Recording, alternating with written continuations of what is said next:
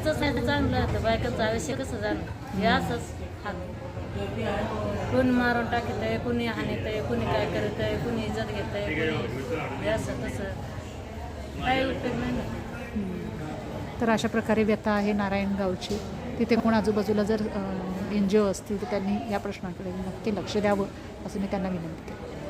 Thank you ताई, तुम्ही चांगली माहिती सांगितली. तुम्ही महिलांचे किती प्रश्न मांडले. हे धाडस प्रत्येकात नसतं, तुम्ही ते केलं. हा मग सगळं मिळतंय मला, कोणी कोणचं नाही. असं जीवनावरून कोणी पाहत नाही.